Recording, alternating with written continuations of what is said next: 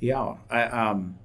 So as you state in the book, I mean, your breakfast consisted of a raw egg and cod liver oil, and no bathroom after 7:30 at night after your bedtime, which forced you to urinate in the closet and on the wall because they wouldn't let you use the restroom, and the disciplinary measures were pretty harsh. Yeah, they beat us frequently with the belt. They didn't feed us all the time. We were very thin. We didn't bathe. We were never taken to a doctor. We weren't allowed to have friends. And we did all their housework and all the housework for their cousins who lived around the corner. And so that was difficult. And we were constantly being punished. One of the responsibilities we had was to babysit their son, who was 3 years old.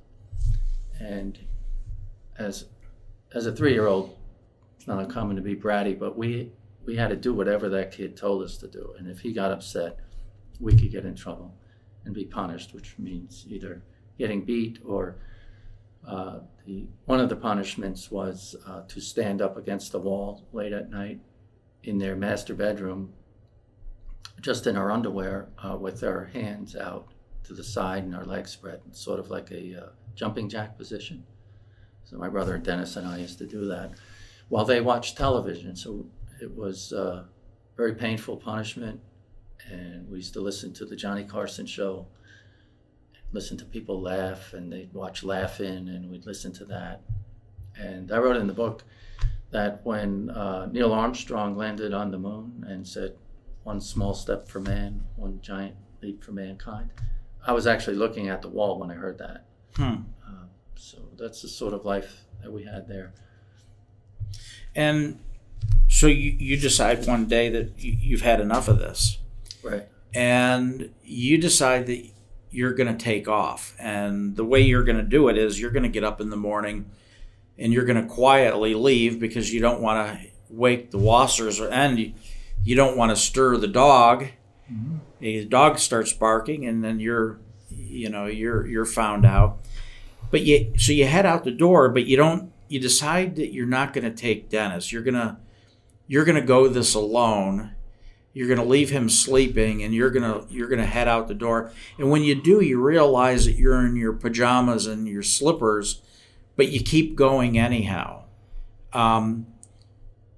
Why leave Dennis behind? It seems like, you guys you weren't fed together, you were beaten together, you weren't bathed together. It was like, and while you're realizing and finding it uncomforting that the rest of your siblings and family are separated and you don't know when you're going to see them again, Dennis is left behind. Sure. Definitely not an easy decision. So I had just turned 11 2 weeks earlier. And I didn't plan on running away. I just woke up in the middle of the night.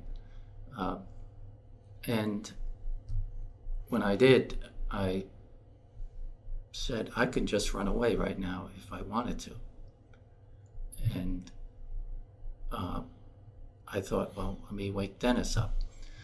But Dennis was so brutalized by these people. More so than you. Yes, for some reason. And I was afraid that if I woke him up, he wouldn't be able to handle what I was going to ask him to do, and he may have made some noise.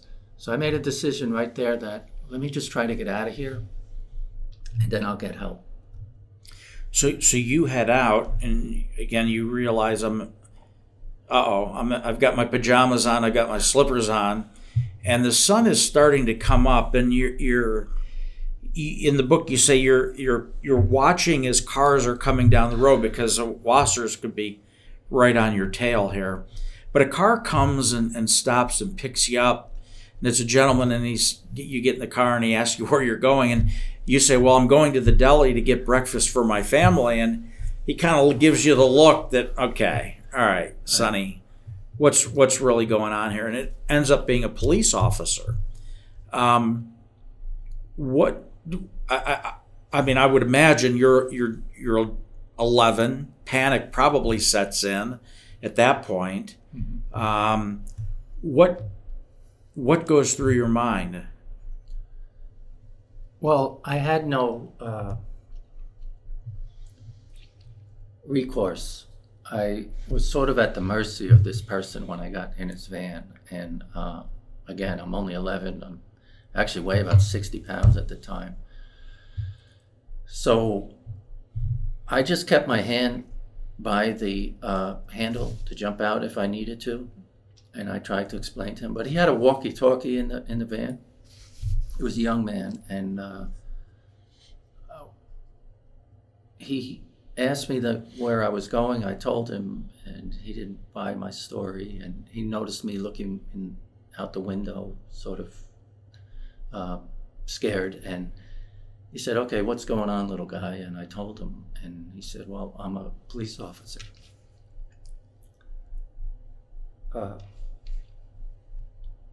So that was the break I always needed. And so you asked to go back to Little Flower, and so he decides he's going to take you back, and he goes back and he reaches out to Father Fagan to explain the situation. And what happens then? Well, Father Fagan said, "Look, we have no beds open for you, Kevin, and or your brother Dennis, and I'm sorry to hear what had happened to you. So what I'm going to do is give these foster parents a call today and tell them to stop this, and we'll send you back there. And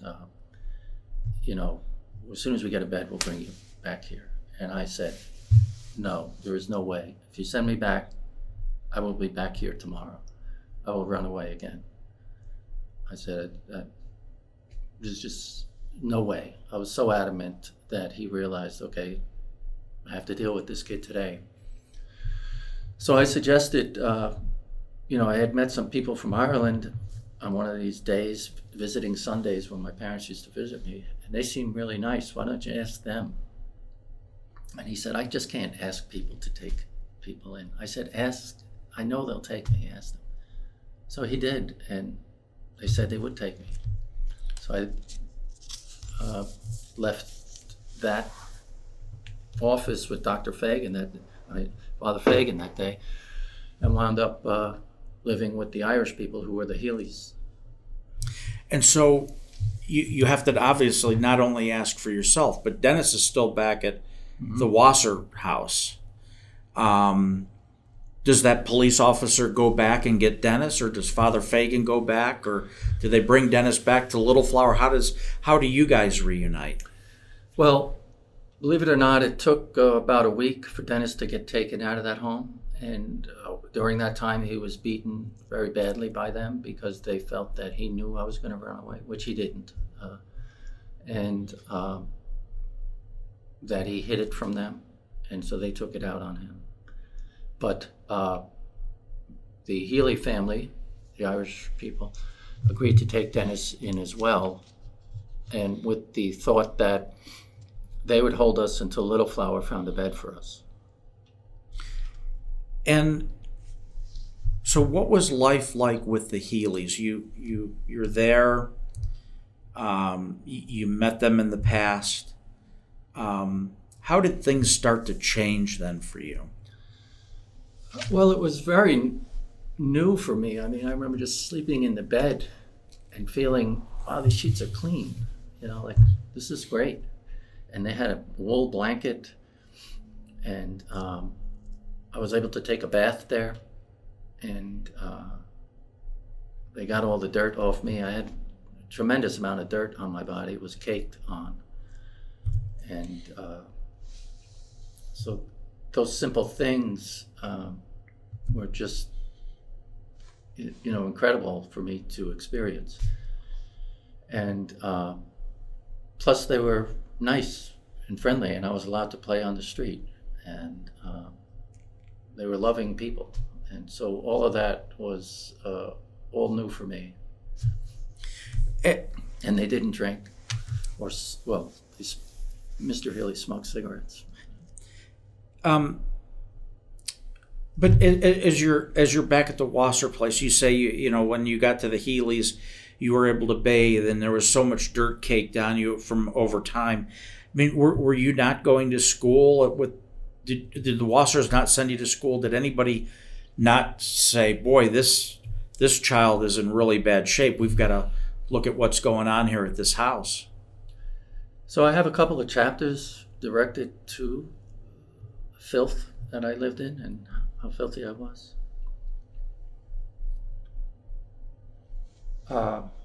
It was difficult. I did go to school. Kids picked up on it, and nobody did anything about it. No teachers, no principals, No, nobody pulling you aside and saying, "Kevin, what's going on here?" no. And I talk about getting my physical at school, and the only thing the doctor said to me was cough. Yeah. And obviously, since Wasser's prohibited you from having friends, you weren't playing over somebody else's house, so that other families could see what was going on. It was pretty well covered up. Right. I did have one day when I snuck out to play with a boy named David. It's not in the book, but it was in the original notes. I had a chapter on it. And he invited me into his house. He lived across the street, and his father,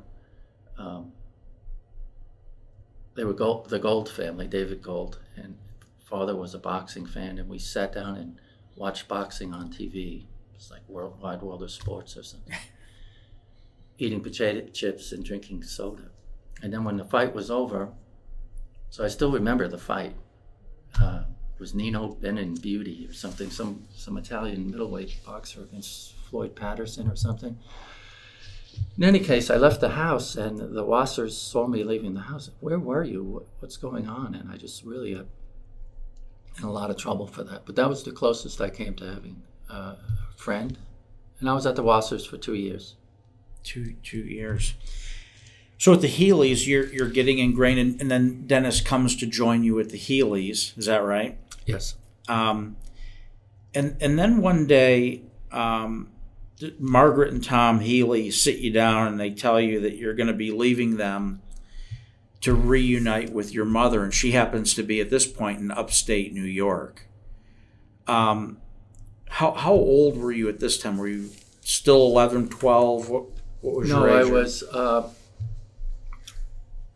13 and a half, almost 14. So you're at the Wassers for several years. Your mother makes the move, and then I'm assuming she must reach out to somebody, and Healy's rather tell you that you're going to be reunited. Right. So I was at the Wassers for 2 years, and then the Healy's for about 2.5 years. Yeah. So periodically we would be brought before the family court to be assessed by the system, if you will. And on one of those times, the judge asked me, and I remember looking up at the judge, he asked me, "Kevin, if you could go back to live with your parents, would you want to live with your mother or your father?" Because they were not together. But before he asked me that question, he asked me, "Kevin, have you ever felt afraid with either of your parents? Afraid for your safety or just afraid in general?" And I didn't know what to say. The question came out of nowhere. And I just described a time when my father came to visit us and took us fishing, Dennis and I, out in the bay. And we entered some very shallow water. And he said, "Why don't you kids jump out, feel what it's like out in the bay?" So we did. But then the boat started drifting away. And I was worried that my father was going to leave us out there. I said that to the judge. And he inferred a lot from that moment and said, "Okay, thank you, Kevin." So the courts decided I should go live with my mother. And she had met another man, and they had bought or rented a house in upstate New York, out in the country. And we left the Healy home on Long Island and went to live up there, Dennis and I. And you get up to upstate New York, and it's a whole new environment up there. And you're a little bit of a rabble-rouser when you get up there. Maybe doing some things you shouldn't be. And you eventually make it back to the Healys, is that right?